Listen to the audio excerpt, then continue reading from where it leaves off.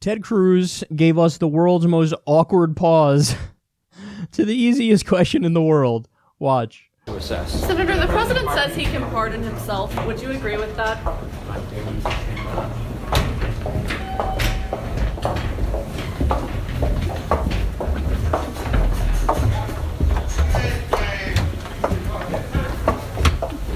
Agree with that? With the moment? That is not a constitutional issue I've studied, so I will withhold judgment at this point. You little bitch. What a bitch. Oh my God. Now imagine for just a second if this was the national conversation we were having under the Obama administration.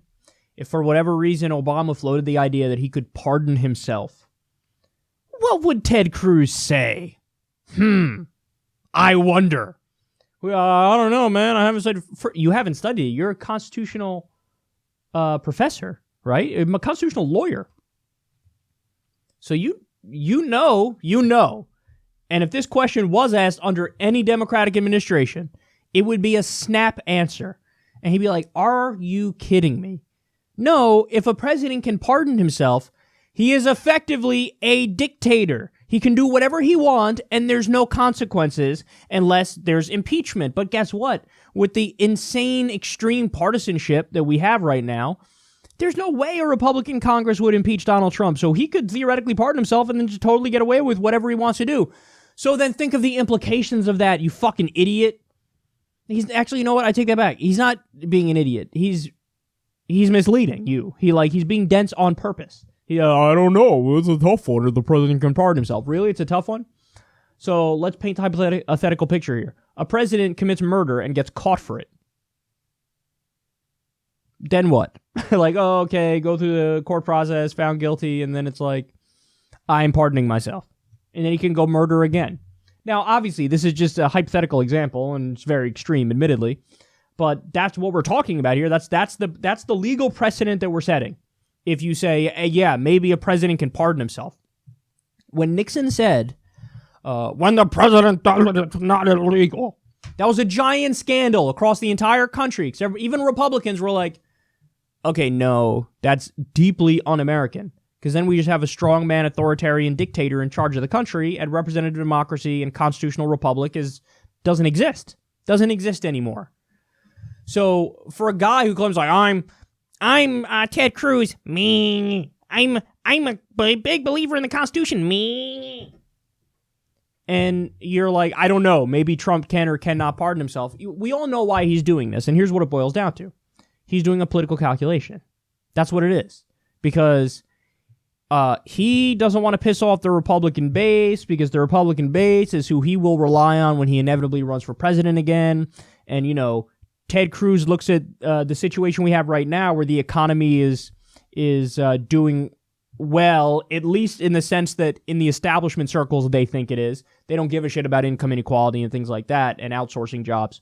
So Ted Cruz just looks at the unemployment rate and he looks at the stock market going up and he's like, okay, by that metric, this president is successful.